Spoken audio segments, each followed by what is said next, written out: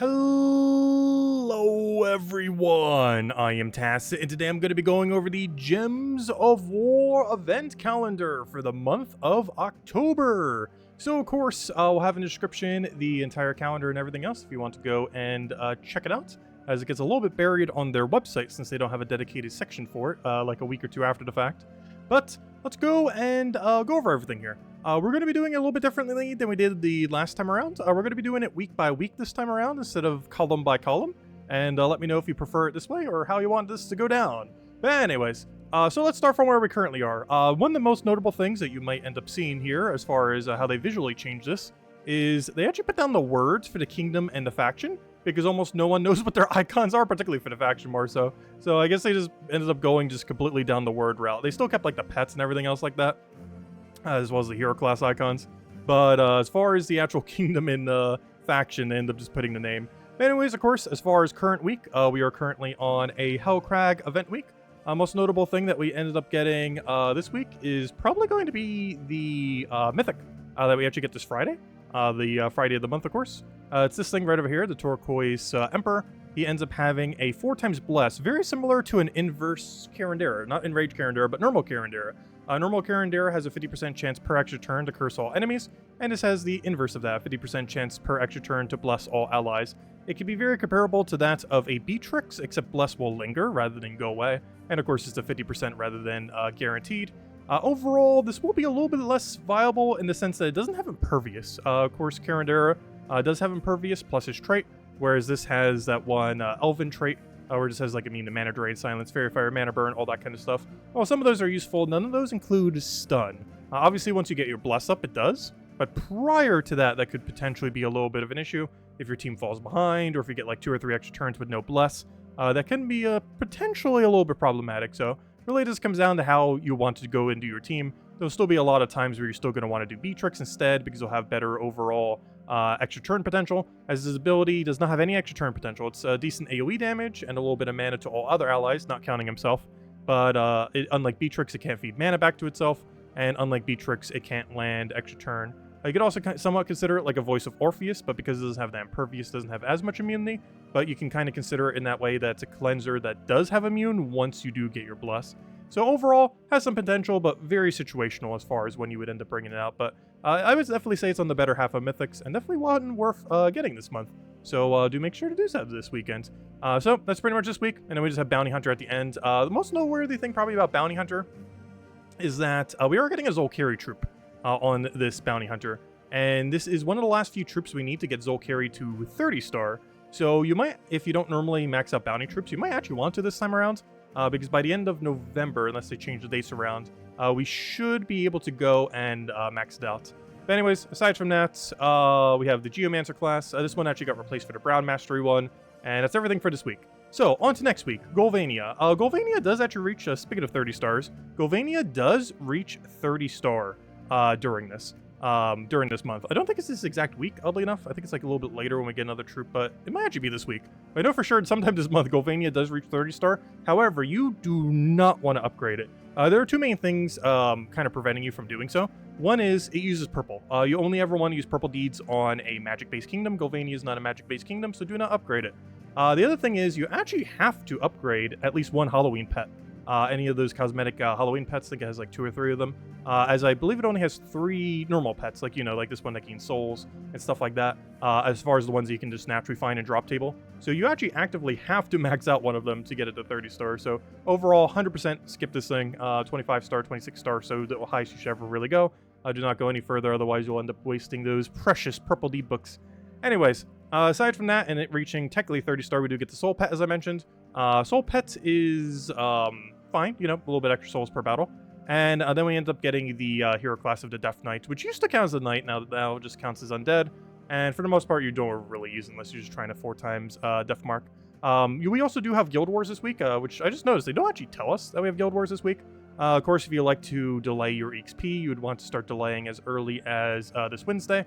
This Tuesday, actually.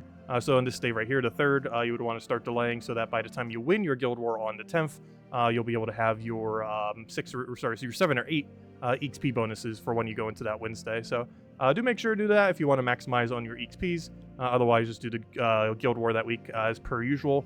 And that's pretty much all we have. We have an arena that weekend, so it's probably the dullest week we have, other than, just having Guild War throughout the week.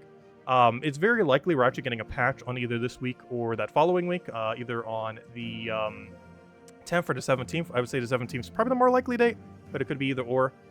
This is mostly likely just to initialize the patch thing as well, or, the October event, as well as whatever they might end up doing. Of course, we might be getting some new gem dragons, or not gem dragons, but specifically things that use Dragonite, or who knows, maybe just some kind of other feature. We don't really quite know yet. It's probably going to be a pretty smaller patch, whatever it does end up ultimately doing, though. The following week, we'll end up having Tower of Doom to be able to go get all that. I actually forget what color it is off the top of my head, but we could very easily check. Actually, we can kind of check it from here. Well, I guess we go for the weapon. So we can actually see the Tower of Doom weapon. Yeah, it's going to be green Tower of Doom, so we get the green ring. We're still on rings as far as the Doom weapons are concerned. Hopefully we get to another one soonish. I think we have, what, 3 more rings? 2 more? 3. We have 3 more rings. So once we get through those, hopefully we'll get a pretty good one, because the ring's honestly not that good of a weapon overall. But yeah, we'll end up having green Tower of Doom when that ends up rolling around during the Mist of Scales week. Could have sworn there was something relevant on this Mist of Scales week that I'm forgetting of. We're just getting the pet for the thing, assassin, and then faction. Oh yeah, what faction expansion are we getting? That would be a good thing to check. So on that Friday, we are getting a faction expansion for the faction of... Not you. Did I skip a week? Did I skip a week? Right there, Wild Court. Wild Court's an interesting one. It already has a pretty decent team, so it probably doesn't need this troop. Deal some damage to an enemy, boosted by Wild Court allies. 40% chance to summon another Fey Hound. Yeah, that's not gonna do that much. So yeah, we won't really end up needing this ultimately. Also, Focus, that's actually a new trait though. Deal double skull damage versus enemies with Hunter's Mark. That's a funny one. Because of course, as many of you know, Hunter's Mark already makes you do 2 times damage. So of course, multipliers do stack in this game, so that will be a 4 times skull damage. So that's just kind of funny. Wait, he also inflicts Hunter's Mark when... Oh no, when he takes skull damage. I was gonna say, if he had the trait where he applies Hunter's Mark and did the other thing, he'd almost be the new web spinner. He doesn't have that though. Could you imagine though, 4 times automatic skull? Because web spinner is basically already 3 times automatic skull, but no, that's not what he does. He only Hunter's Mark when he takes skull damage, not when he inflicts skulls. That's really funny. But if he would have had that, that basically would be just like a random epic that would be the new web spinner. But luckily, that's not how he interacts.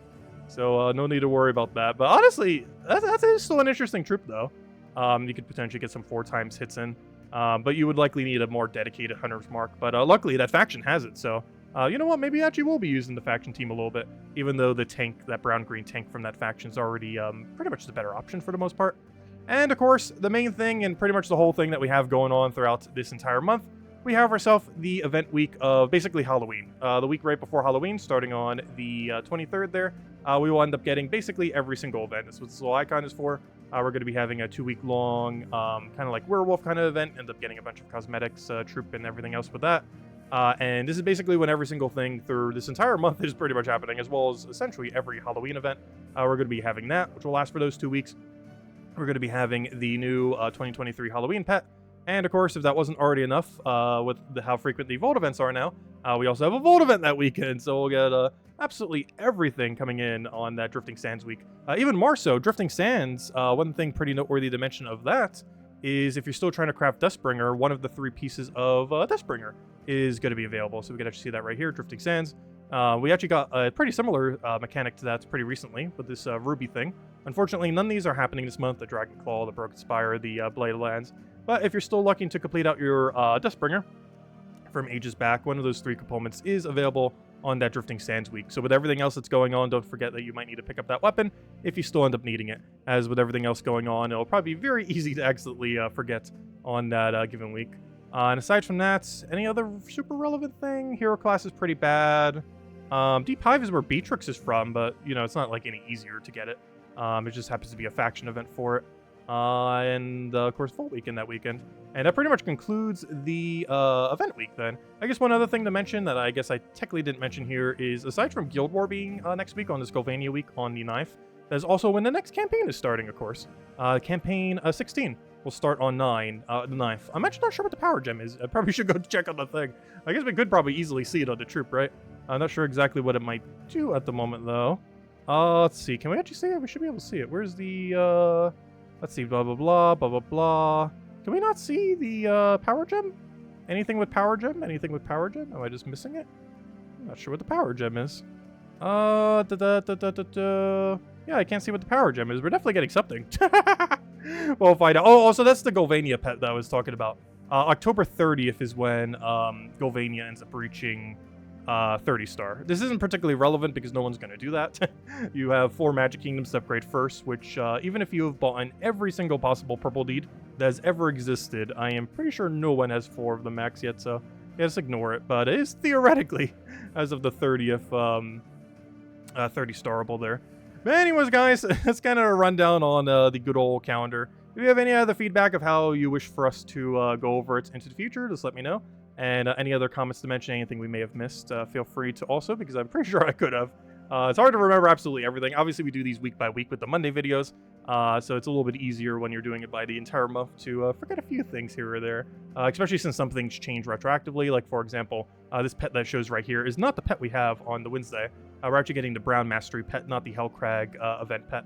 So, of course, things do change around as well. This is not official, it even mentions right here. Well, it is official, but, you know, things are subject to change. So, do be mindful of that. Anyways, guys, feel free to leave a like on the video. Helps a lot, is greatly appreciated. Any other feedback is also greatly appreciated. And I'll catch you guys later. Goodbye, everyone, and have a wonderful month.